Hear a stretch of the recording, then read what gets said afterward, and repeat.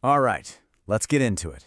Today, we're taking a deep dive into one of the darkest journeys in the Derwele mythos, the terrifying transformation of Wotan into the Mad Rune King.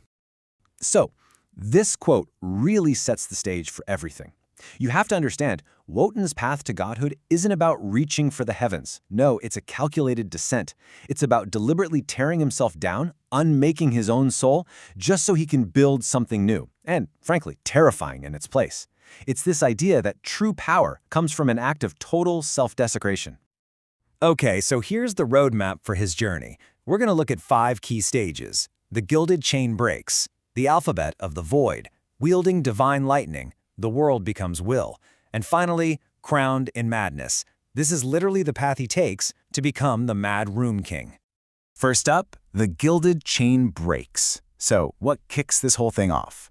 You gotta understand the world Wotan is in. It's a dying world. The old heroic ideals, everything people believed in, it's all collapsing. He realizes that the old rules just don't work anymore. So what is this gilded chain? Well, Wotan looks at all the things people think are good, right? Honor, order, destiny.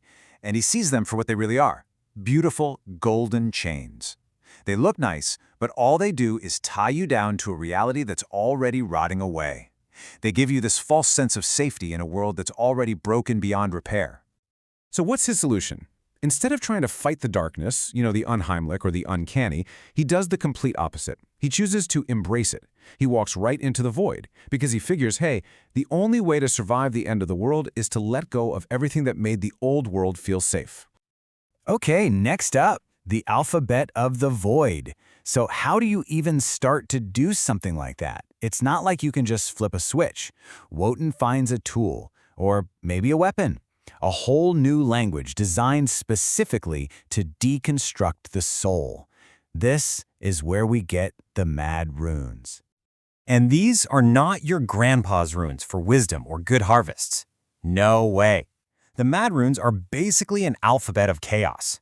Their entire purpose isn't to name the world or understand it, but to unmake it, starting from the inside out.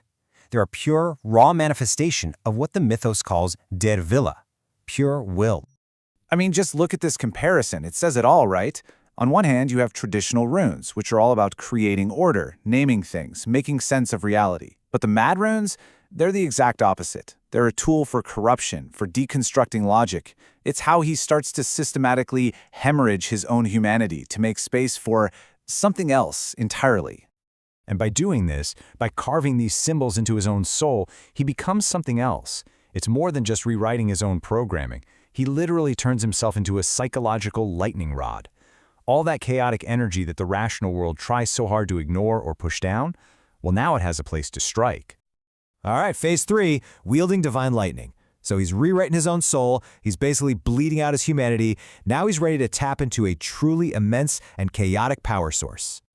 Now, when we say chaos magic, don't think of spells and wands. This is something far more raw. It's the unrefined power of Derwele, and the mythos calls it the divine lightning of the 1800s. It's basically the raw, chaotic energy of an entire century, a force that doesn't care about morality or logic at all. And this is the key.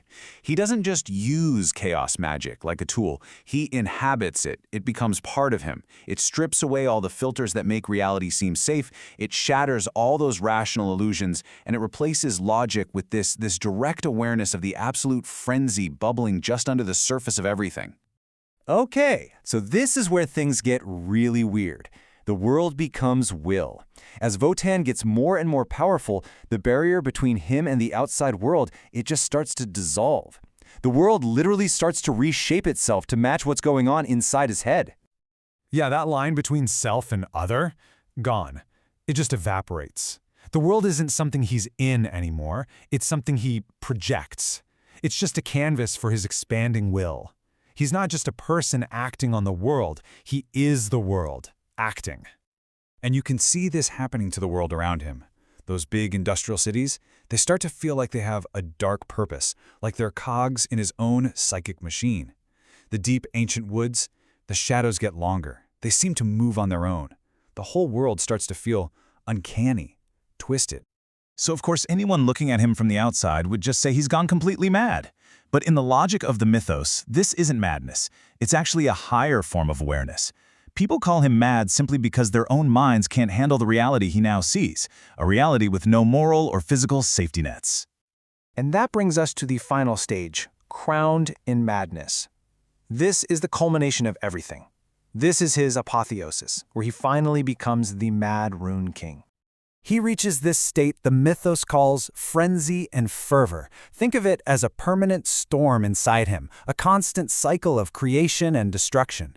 It's this incredible, violent energy that's the complete opposite of the stagnant, decaying world he wanted to escape in the first place. Here's a great way to think about it.